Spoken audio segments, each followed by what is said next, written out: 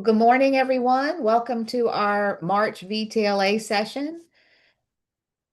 Today's topic is on planning for growth with operations, facilities, and capital planning. And I know in some places enrollment is declining, but you still have operations, facilities, and capital planning to do. So this is a great topic, especially for this time of the year. And we have three outstanding superintendents with us today that will share their process and their experience with these areas. And let's get started. As always, we're going to start in a few minutes with hot topic discussions. I picked three topics that came out in the survey. Then we're going to move into real talk with Matt Haas from Albemarle, Melanie K. Wyatt from Alexandria City, and Rob Graham from Pulaski. Then we're going to have our action planning circles where you can talk about the planning for growth, and then we'll wrap it up, and you can tell me some more hot topics you're interested in. So we're going to get right down to it. Now you have three topics to choose from in the wildcard session. The first one is negotiating superintendent contract renewals. I mean, many of you are in your first or second year. Once you get to your second year, it depends on how many years on your contract you have, whether it's a 2, 3, 4 year contract. Especially if you get into your second year, you want to start having those discussions with your board so that group will talk about that. Now, your facilitators are sponsors who we're very thankful for, Participate Learning, K-12 Coalition, and ALP. Now, they're not necessarily experts in these areas, so I'm really relying on experienced superintendents in there to give great advice for our new superintendents. Let our first and second year superintendents in the group talk about what their questions and might be in regards to this, but I'm relying on experienced superintendents to really give those advice. We do have a session at our spring conference that Micah and Eric will be doing on contract renewals. So that is there'll be some follow-up there. And you can always, my advice is if you're going to go into contract renewals, call Micah, call Eric, and they will help you. Also, you don't want to wait till unless your board really insists on it, you don't want to wait till your last year of your contract to start negotiating. That's just mine. But you all talk about it in that group. So group two is going to be navigating difficult board members. That could be a school board member, that could be a board of supervisors member. What do you do when you get in those situations? The third topic is AI. What are you doing around AI? And then group four is always with Gay Now, that wild card group. If the three topics don't don't suit you, you go to that, and you all come up with your own topic to talk about. So I'm going to move you into those groups. You have 15 minutes, and again, well, welcome back. They're coming in.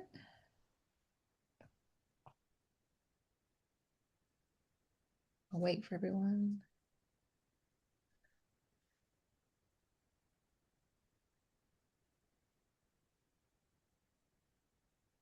Just waiting for everyone.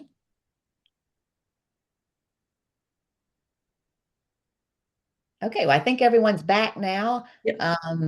We're going to go ahead and get started hearing our real talk from our superintendents that are experts in these areas. You had your March navigate. Well, first, I hope you had some great conversations in your groups and you got some great advice.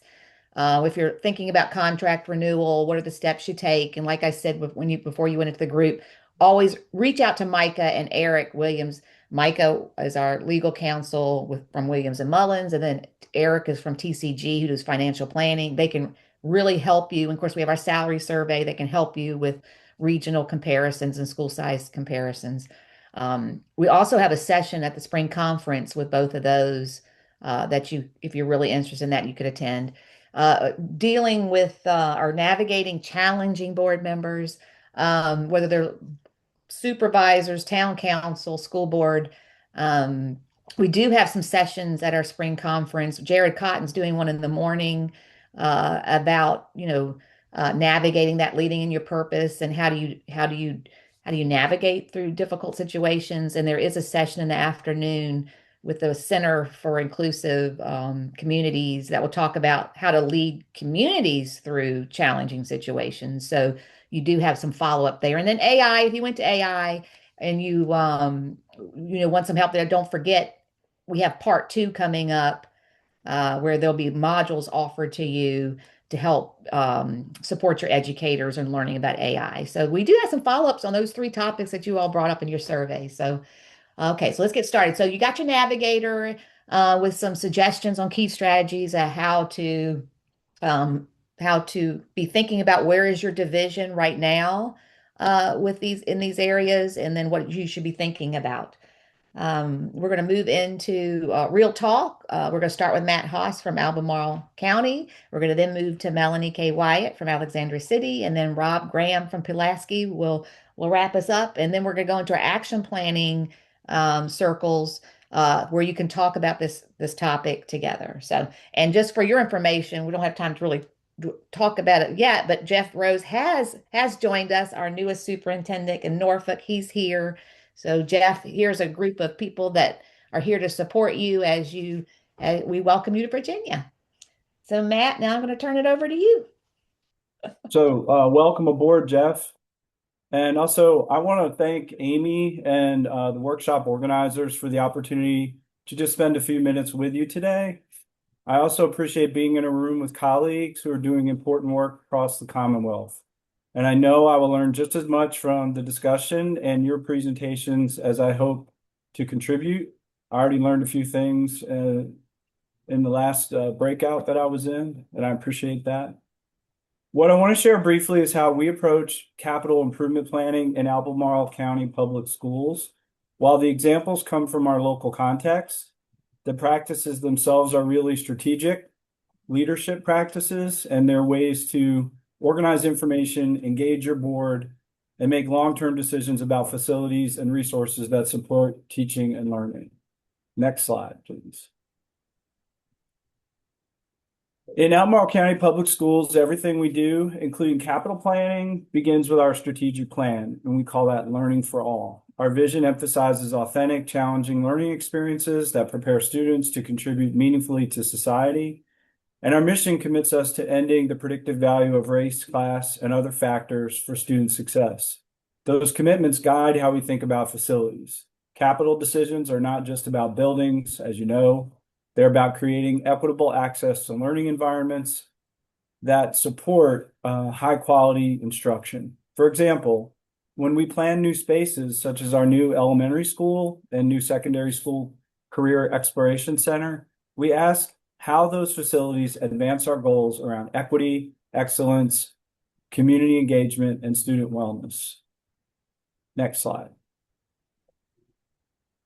This slide provides a quick snapshot of Albemarle County Public Schools and the context that shapes our capital planning.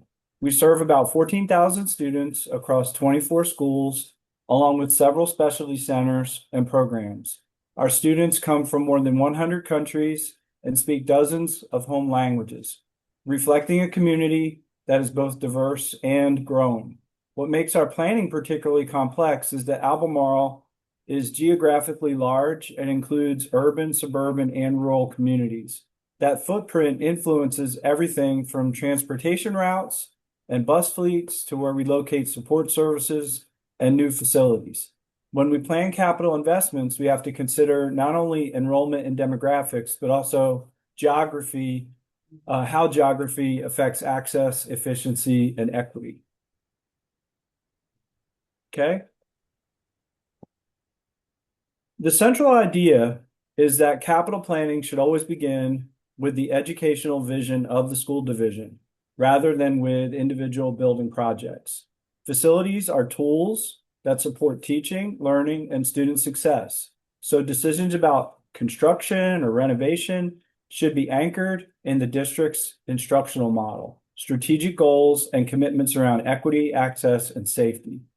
In Albemarle, we apply this approach when planning new learning environments, whether standalone additions or renovations. In each case, the conversation begins with the program we want students to experience and the outcomes we are pursuing, and then we design the space to support that vision. Next.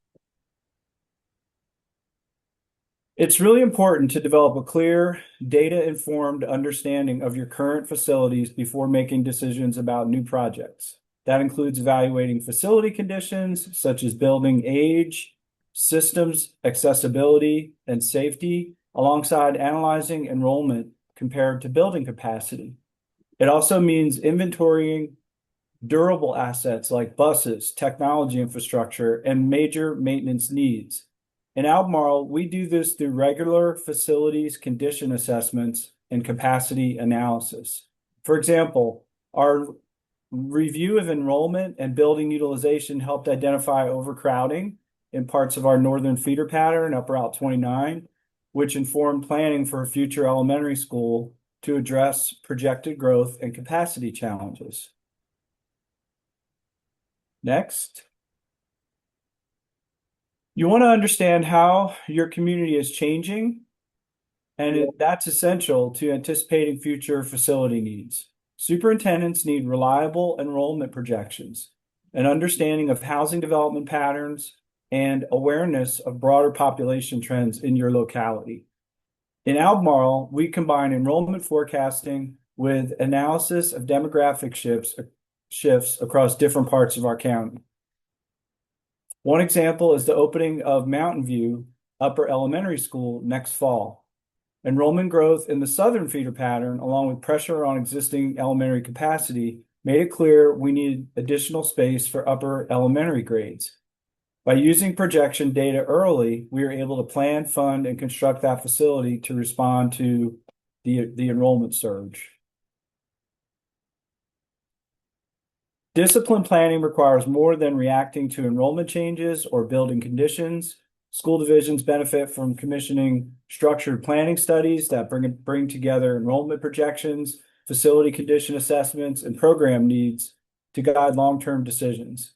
In our school system, we rely on a series of master planning studies to inform capital decisions, including what we call the Lambs Lane Master Plan. That's a grouping of schools right in our urban ring. We have a high school facilities master plan right now, and our middle school facility study, which is also a master plan. These studies allow us to look systematically at capacity, program alignment, and facility conditions across our school system. The result is sequenced planning that helps the school board make informed decisions and avoids reacting to issues one building at a time. Next. A helpful discipline in capital planning is to organize needs in clear categories so decision makers can understand what type of investment is being discussed. In Albemarle County, we generally group projects into three areas: capacity projects, renovation and modernization work, and ongoing capital programs. Capacity projects address enrollment growth, such as building new schools or adding classrooms. Renovations and modernization projects ensure old buildings or older buildings remain safe and accessible and aligned with current instructional programs. And ongoing capital programs include major maintenance, bus replacement, and technology infrastructure. Structuring the work in this way helps the school board and county leaders see and communicate both immediate needs and long-term obligations within that capital plan. Next. Strong capital planning depends on a clear governance process that connects technical analysis with public decision-making. In our school system, a key part of that structure is what we call the Long Range Planning Advisory Committee, or the LRPAC. This citizen advisory group reviews enrollment projections, facility conditions, and development patterns, and then develops recommendations for the school board. From there, the school board works through the capital improvement program and partners with the Board of Supervisors, which ultimately adopts our county's capital budget. This structure allows community members, staff, and elected officials to participate in a transparent process that moves from analysis to recommendation and ultimately to funding decisions.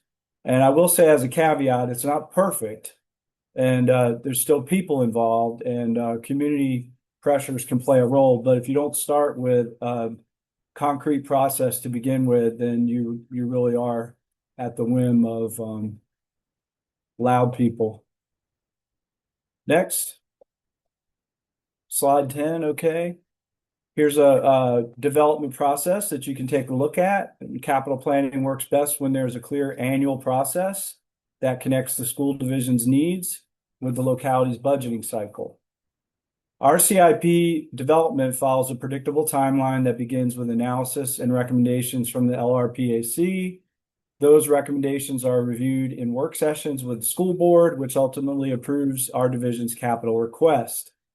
That request then moves into the county's budget process, where the county executive develops a recommended CIP and the Board of Supervisors makes the final funding decisions. When you follow a structured cycle like this one, each year helps ensure transparency, coordination, and thoughtful long-term planning. All of the analysis ultimately has to lead to clear decisions. Enrollment projections, facility condition assessments, and planning studies only matter if they help leaders prioritize projects and communicate those priorities transparently. In our school system, we translate that information into a ranked, multi-year capital improvement program that outlines project scope, timing, and cost estimates. One example is the planning for a future comprehensive high school. By combining enrollment projections, facility capacity data, and community growth patterns, we're able to present the school board with a long-term solution rather than a series of short-term additions, allowing them to consider the most sustainable path forward. So a few minutes ago, I put in the chat a name. It's Maya Kumazawa. She is our Director of Budget and Planning. And I also put her email address in there. And she's a top-notch resource to have conversations about capital planning. And she works with our Long-Range Planning Advisory Committee. That's her group. So, and I talked to her this morning, and she would be thrilled to hear from anyone if you've got questions about it. And if you're interested in learning more about how we do capital improvement planning here, our capital projects webpage, our capital improvement program documentation, and the materials from Long Range Planning Advisory Committee are all publicly available online. They provide detailed information about enrollment projections, facility conditions, and planning studies, and they're not proprietary. And last slide. So thank you again for the opportunity to share a few thoughts today. I am grateful to be part of a profession where we have the chance to learn from one another and support each other's work across the Commonwealth. The work of long-range planning and capital improvement is not easy. I think that's obvious. I'm stating the obvious. It requires thinking years ahead, making difficult decisions, and balancing many competing priorities.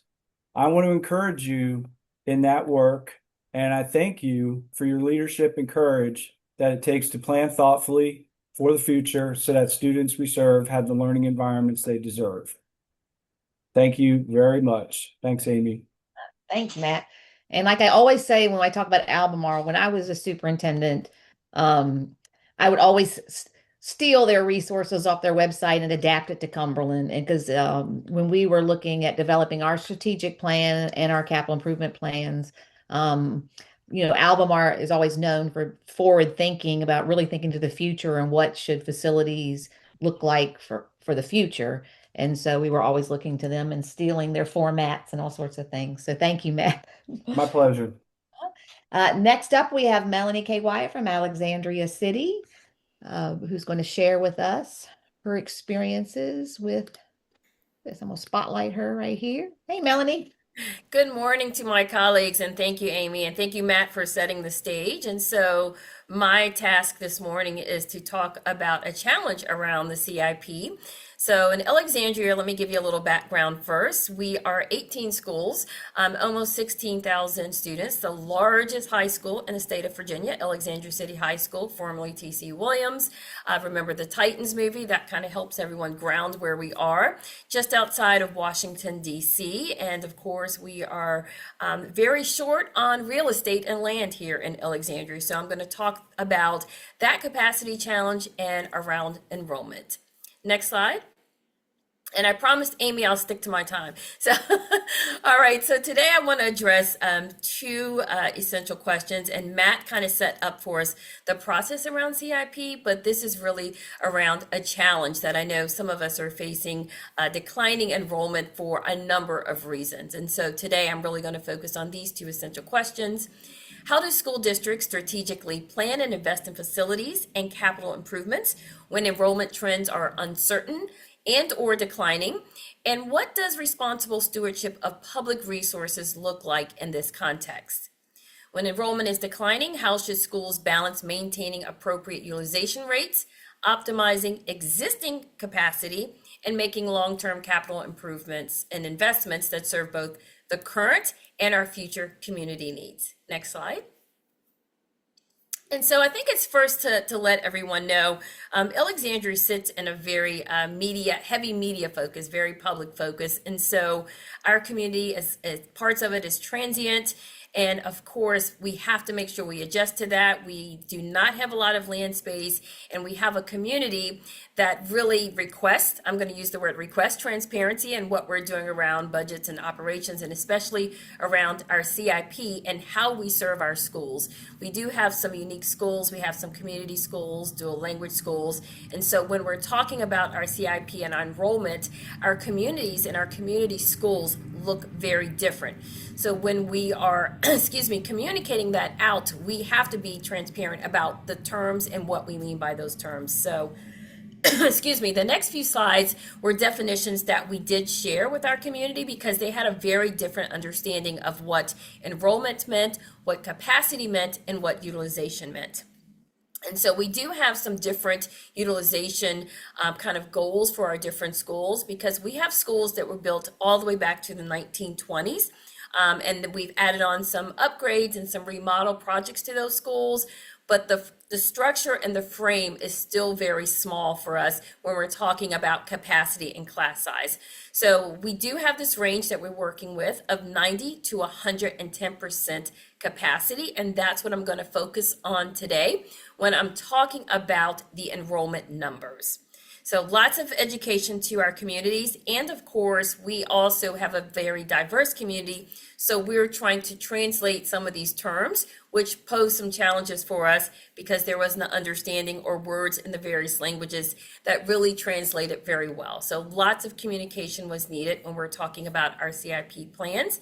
And we also just recently went through an elementary school redistricting process, only elementary school. We have 12 elementary schools, 2 K-8 schools, and we have 2 middle schools, and of course the 1 high school with 4 campuses. Next slide. We also in our education had to talk about the cohort survival rate in this community and what that means as part of our CIP discussion. Lots of discussion around this when we do our projections, which I'm going to show you in just a few minutes, and what that means in the out years. If any of you have driven through, we are the pass through to get to Maryland and New York and all places north. You will see that there is a lot of housing development that's coming in. And with that housing development brings new families, but also with the understanding that some of our families do not attend our public schools because we do have a large number of also private schools in our very small community. Next slide. And so each year, we're very transparent with the community when we are presenting our enrollment data. And for years, we have been projecting an enrollment increase. And then, of course, this year, we started to see an enrollment decline. And this is overall decline.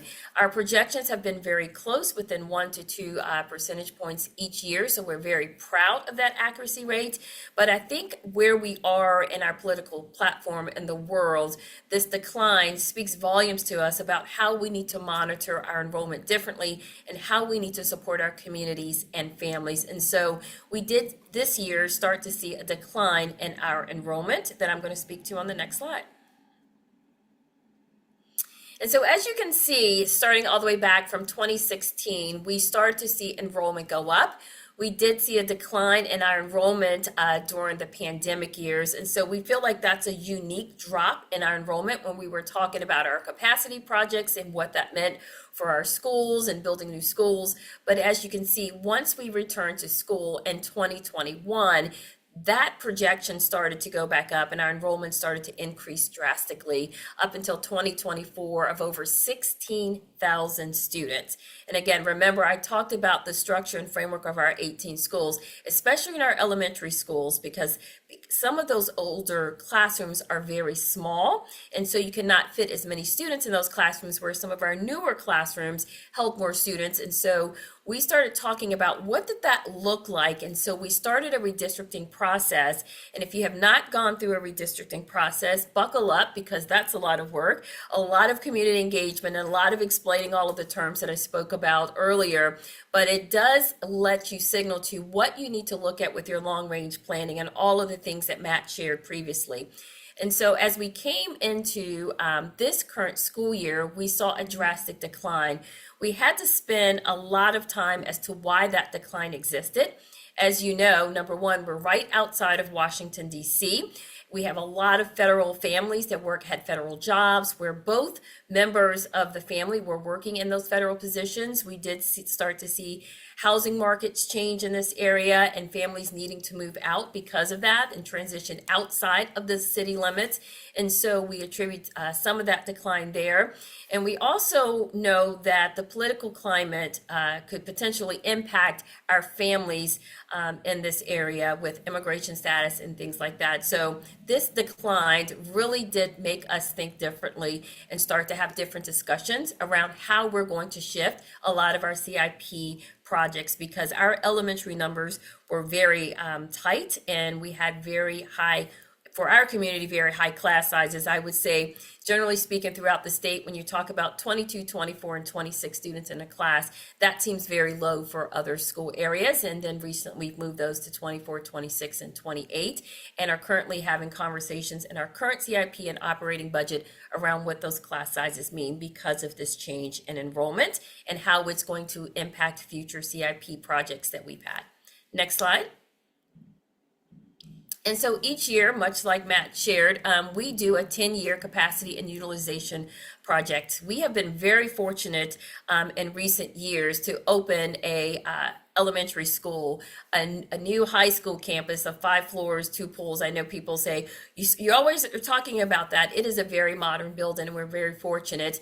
And now we're also in the process of a remodel of another elementary school that would gain us more elementary seats, because that's where we were feeling the pressure originally, is with our elementary school capacity. And so we do have what is called a swing space that we are using right now for our George Mason Elementary School students, because that building was really at capacity, and we have a number of other buildings that are at capacity and reach their full utilization. So the redistricting process over the next couple of years, with also a 3-year deferral process of some students, so they're not leaving their community schools until they've reached their full 5th grade year, will remain throughout some of their assigned schools. So lots going on in this 3-year process of changing schools in this swing space, but we will have the opportunity to have a number of new elementary schools with modern design, which gives us more capacity and utilization overall for elementary schools.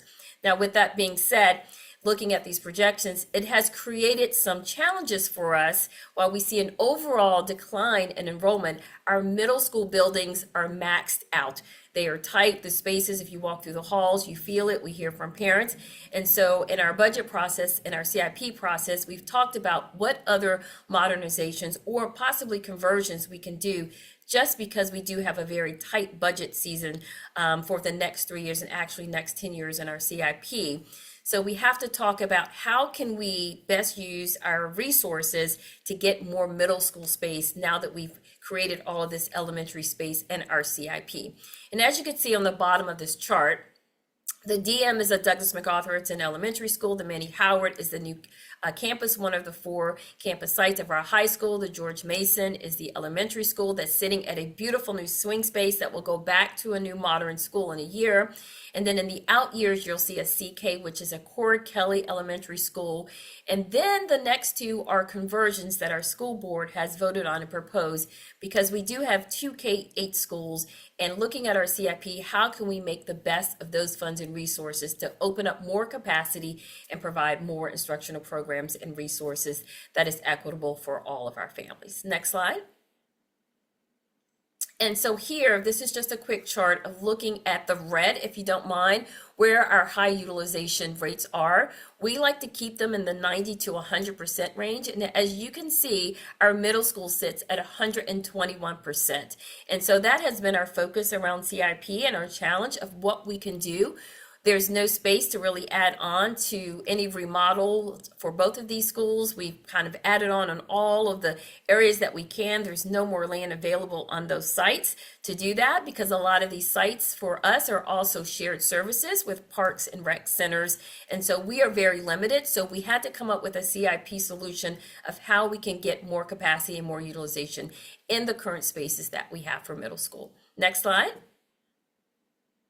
And so as you can see, this slide just quickly shows that we are building out our elementary school capacity with doing all of the redistricting as well as those new remodels and redesigns of elementary schools that I just mentioned.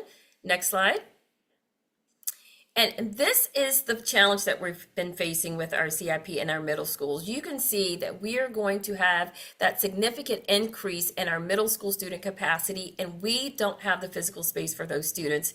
So our CIP has been talking about conversions of our two K-8 schools to create potentially another elementary school or another middle school and balancing out that middle school capacity. Our community likes to use the word overcrowded. We do not use that word because they're not overcrowded. We meet all of our safety guidelines, but we do know we want to provide the best educational setting for those students, and having those larger classrooms and class sizes and having that building at the max utilization is not ideal. So we have been speaking about how are we going to convert some of our school spaces to give us that middle school capacity.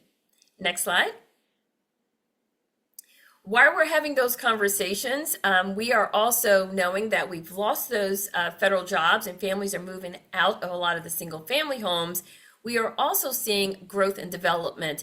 And so I know, Matt, you spoke to as a perfect warm up and open up for me that in the city of Alexandria, there are a number of major developments coming online. And so we have to closely watch those families who are moving into those areas that are going to impact all of our schools. And as you can see where they're moving into, with only having the two comprehensive middle schools that were already maxed out at utilization, it would also impact those numbers pretty early on. So we really have to watch any new developments that come in and the potential for new students, and what does that mean for the redistricting efforts that we did for elementary school and our already kind of overstressed and strained middle schools numbers. Next slide. And so when we're doing that, we have worked very hard with my facilities and operations and CIP and our building planners to make sure that we are doing the best we can with our resources, whether it's funding and using our spaces more creatively for educational spaces. And so we've proposed a number of options to our school board around conversions, meaning using the facilities, which is at a lower cost to our budget, meaning our operating for staff. We don't have to add a number of staff. We're looking at staffing and how they could shift, as well as not really adding as much pressure to our CIP budget when we know right now that our city has constrained revenue and what that looks like, but still trying to make sure that we provide the best educational spaces for our students. Next slide.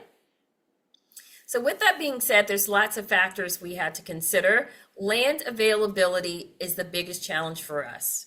Let me say that again. I see all of the schools when I go and visit, and I'm driving around the state of Virginia, and they're purchasing land and they're building these great spaces with outdoor spaces.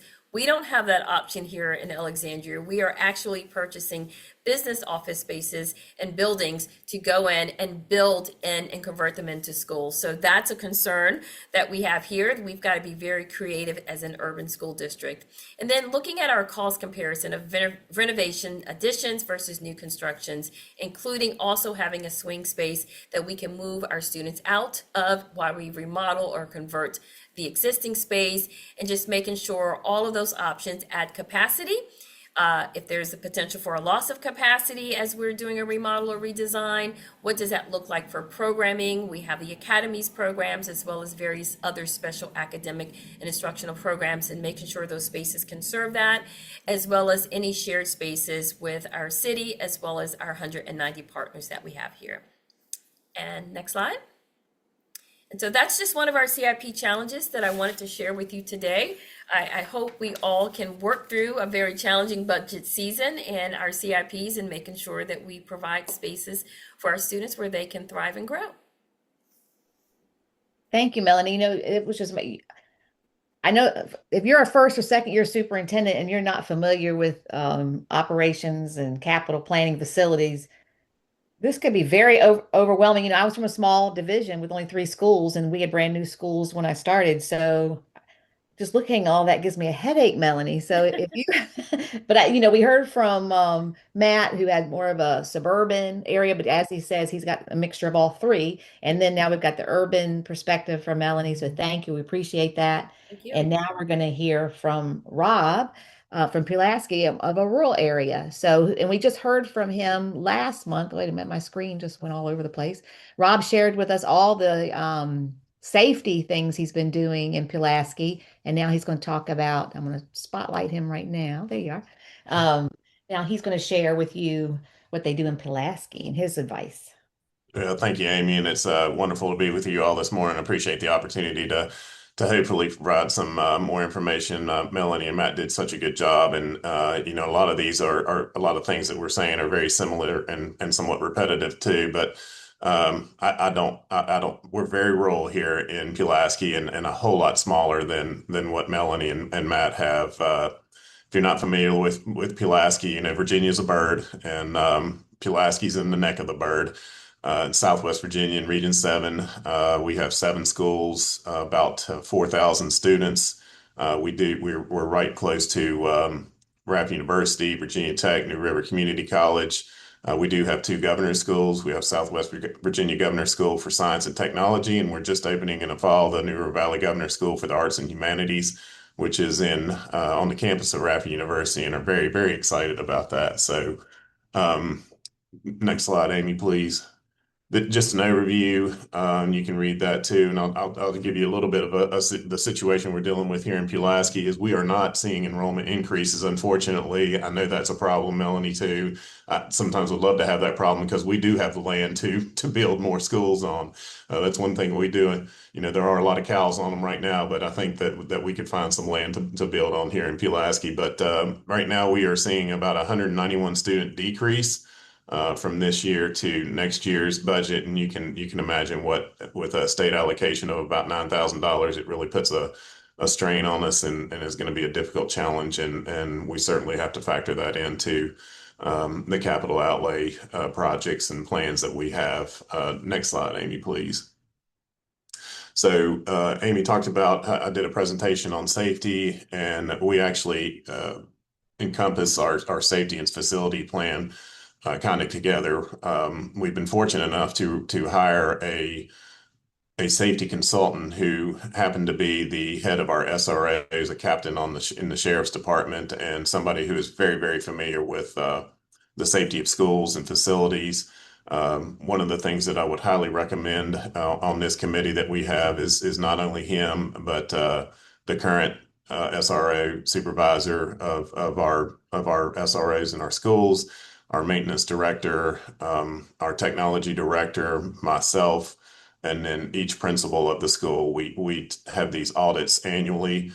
We talk about all the things that are listed on this slide right here. It's a very robust discussion. Before we have these discussions, our safety consultant goes through and looks at all our buildings, and with the maintenance director come to us, each of our schools, when we set up these meetings, and they have a plan for us to review. And that plan is detailed and talks about not only what safety issues we need to consider as far as our buildings and campuses, but what other infrastructure needs that we have that we need to consider when developing our 10-year plan, as Melanie and Matt have talked about too. So next slide. Again, we have our committee. We look at our safety priorities. We look at the facility conditions, the infrastructure needs. Again, our enrollment's declining, so this could have an impact. Melanie talked a lot about redistricting. Right now, we're looking at 191 students decline from this year to next year, and in fact, one of our schools, Snowville Elementary, has about 191 students. So that kind of worries me a little bit there, but it's also a very very a lot of pride in that community, and to shut down that school would be very, very challenging and difficult. So, but we factor all these things in, and again, we meet and then we come up with a plan, and that is the plan that we share with our school board and that we share with our board of supervisors. So next slide, Amy. We're very lucky here in Pulaski County as we do have a wealth of resources to, it's one of the most robust capital plans that I've been a part of as superintendent. We did not have this when I was in Radford City. When I got here, we were putting cigarette tax revenues into our capital outlay fund. We were putting in debt service allocations, which is all the debts that have been paid off. They just continued those debts and put them into our capital outlay plan. So you can see, or you can probably imagine how large our fund got at one point.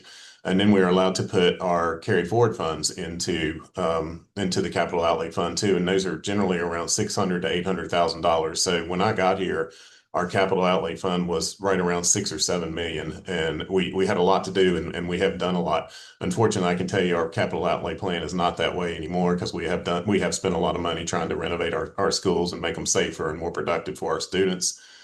We did lose the cigarette tax revenue from the city or from the county. The county came and asked us to if they could take that back. It was about $550,000 a year, which was difficult to give back. But I think one of the things that we all know as superintendents, having a good relationship with your board of supervisors is paramount. And that was one of the things we did to really enhance that partnership, because when I arrived, the partnership with the school board and the board of supervisors was not strong. And that really had helped that. Now, we did do a resolution, and I would really certainly want other superintendents, if they had to do this, have this type of resolution, that if we got down to a zero money fund on our capital outlay plan, that any emergencies that we had would be taken care of by the board of supervisors, and that was signed, and we still have that resolution that we can use if we ever have a problem like that. I would say to all of you to recommend that you have a reserve in your capital outlay fund that you try not to touch. Ours is about $600,000 a year, just in case you have a emergency that might happen. Like this past year, we had a chiller at the high school go out, and we had enough in our reserve to pay for that in cash and not have to put a loan out for that. The streaming funds that we do have are they're stable. They provide long-term capacity and predictability too. So thank you, Amy. The other thing that we use to really enhance and try to strengthen our capital outlay, and these things we can't put in the capital outlay fund, but we do put them in our operational fund or grants. And we've been lucky enough to really get some good grants that we have been able to use to enhance and use to building projects and enhancing our schools too. So if you ever see any of these federal grants, like the COPS grants, the RUS grants, the state safety grant, take advantage of those, because with those three alone, we have secured about $2.5 million in the last 2 years that we have used to really help enhance our school division too. Next slide. And then it's collaborative, and Melanie and Matt both talked about this. It's collaborative strategic approach. It's in our comprehensive plan. It's in our strategic plan. Safety driven first is our priority. We have absolutely now strong partnerships with the board of supervisors. We do have a diverse funding streams. We are proactive with grants that come to us. We don't have a grant writer, but we use a company who's essential. I can't remember the last name of it, but anyways, his name's Kent Brooks. And he's fantastic. We just don't have the funds to hire a grant writer, but we use him, very reasonable in cost, and he's helped us get quite a bit of money on that too. And then we're very cognizant of being long-term fiscally responsible. I just wanted to show you some of the latest projects for a very rural school division with about a $63 million budget. These are the projects that we started last March and are now completed. We have two schools, our high school and Kreiser Elementary, that are built in the 1970s, and the 1970s was a very open concept for schools. Now that's very dangerous if you still have that open concept because there are no doors, there's no walls. So we have finished putting in doors and walls in those open schools, which has made our community feel much more safe in those two schools. And that was a project that cost us somewhere around 250 to $300,000. We did support new refrigerator and freezer install at the high school. Again, it was built in 1970. There haven't been many renovations or many replacements of those resources in years. So very happy about that. As far as aesthetics, we painted the canopy and select doors at Dublin Elementary School, which was it made the community very, very happy. This was a very inexpensive cost. We did build a security wall. This was something that came out of a student advisory committee. It ended up being about $800,000, but we had a breezeway from our high school to our CTE center, and we enclosed that. So that's now a project that we're very, very proud of, and the children feel so much safer. Next slide, Amy. Again, you can see how open it was, and now that's fully enclosed. Just another shot of that. That was done, I can't believe it was done in about 5 to 6 months.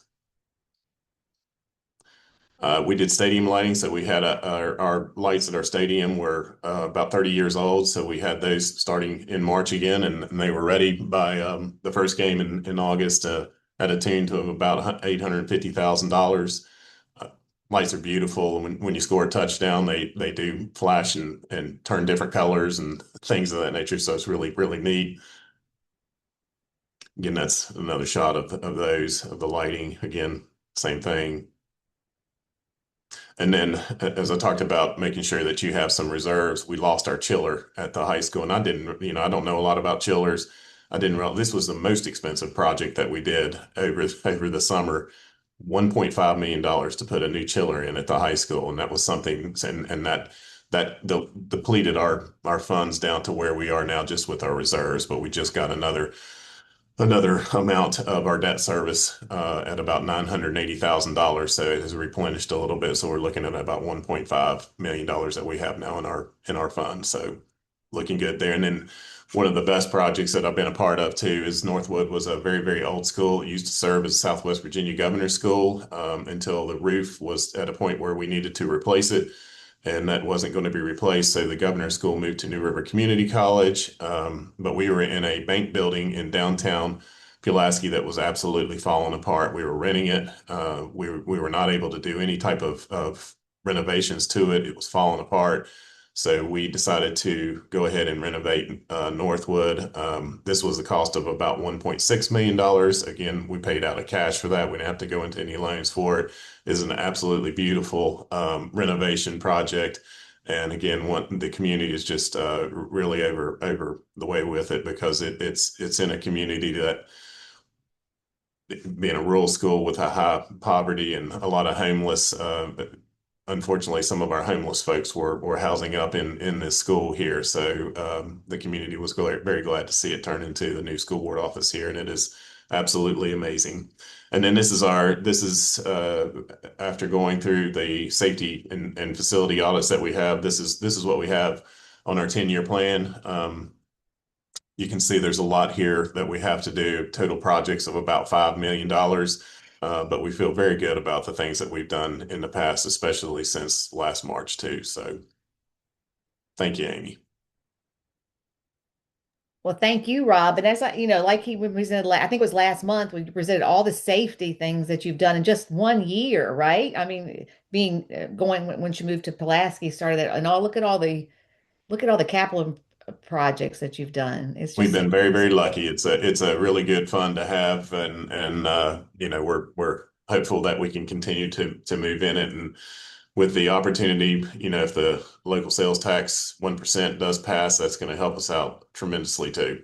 Yeah. So thank you, Rob. And as you can see from listening to all three presentations, this goes from anywhere from building schools, planning for the future, remodeling, but also things like boilers and new roofs and HVAC systems and all the thing. And they really have big expenses. And another thing I can think about too is I know in Cumberland, our capital improvement um, budget with the county was on a different cycle than our operating budget. So that's something to keep in mind if you're new. Find out from your county what their timeline is for capital improvement planning, because it's like in our county, it was different from the regular school operating budget. So look at that. So thank you, Rob, Melanie, and Matt, for that information. Now we're going to have time to go into small groups for you all to talk about, what questions you may have around capital planning.